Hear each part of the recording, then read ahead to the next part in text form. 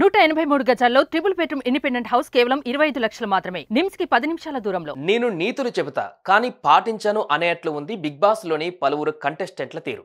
నీతులు చెబుతారు కానీ కనీసం తెలివి లేకుండా దూషణలు చేస్తారు. అలాంటి లిస్టులో మొదటి పేరు సోనియా. అమ్మాయి గారు వచ్చిన మొదటి రోజు నుంచి ఇంట్లో ఏదో ఓ విషయంలో రచ్చ చేయడమే పనిగా పెట్టుకుంది. టాప్ కంటెంటర్ల అనుకున్న వారితో గొడవలు పెట్టుకోవడమే స్ట్రాటజీగా మార్చుకుంది. అలా మొదట్లో నిఖిల్తో కయ్యానికి కాలు దువ్వింది. ఆ తర్వాత విష్ణుప్రియను టార్గెట్ చేసింది. ఇప్పుడు తానే విన్నర్ అంటూ ఓవర్ యాక్షన్ చేస్తోంది.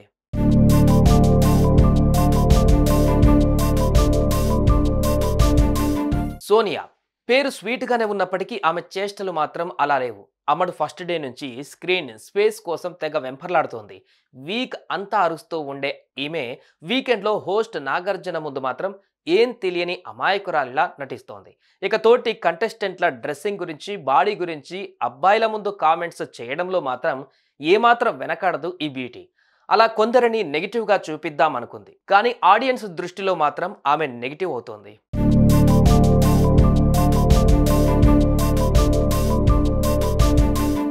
రీసెంట్గా విష్ణుప్రియ చేసేది అడల్ట్ రేటెడ్ కామెడీ అని మొత్తుకున్న సోనియా దానికి ఎండ్ కార్డు పడగానే మళ్ళీ ఆమె డ్రెస్సులపై కామెంట్ చేసింది.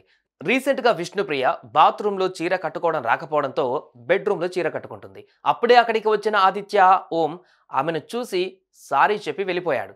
ఆ తర్వాత విష్ణుప్రియ ఆదిత్య దగ్గరికి వెళ్ళి సారీ చెప్పింది. ఇదంతా వారిద్దరి మధ్య జరిగిన విషయం. కానీ కందకు లేని దురద కత్తిపీటకు ఎందుకు అన్నట్లుగా వీరిద్దరికి ప్రాబ్లం లేకున్నా సోనియాకు మాత్రం ప్రాబ్లం అయ్యింది.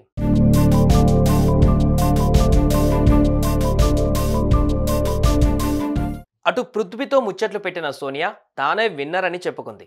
తాను ఎప్పుడు విన్నింగ్ క్యాండిడేట్స్తోనే ఉంటానని, వారితో పోటీ పడతానని, విన్నర్ అయ్యే సీన్ లేని వాళ్లతో నాకు సంబంధం కూడా లేదని చెప్పింది. అటు పృథ్వీ కూడా తనకు తానే విన్నర్ అని ట్యాగ్లైన్ వేసుకున్నాడు. అటు సోనియా మాత్రం తాను విన్నర్ అని, తన తర్వాత నిఖిల్, అభయ్లకు ఛాన్స్ ఉందని చెప్పింది.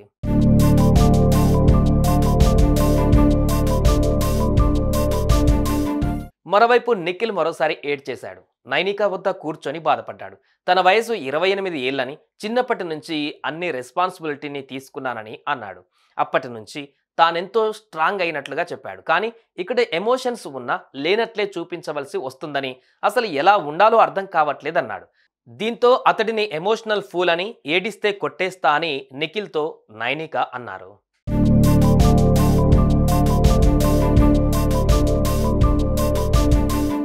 ఈసారి బిగ్ బాస్ సీజన్ 8 పెద్ద రోలర్ కోస్టర్లా ఉంది.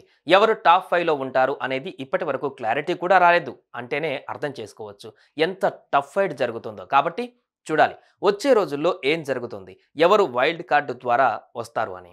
సుమన్ టీవీలో మీ పర్సనల్ అండ్ బిజినెస్ ప్రమోషన్స్ కోసం కింది నెంబర్కి కాంటాక్ట్ చేయండి.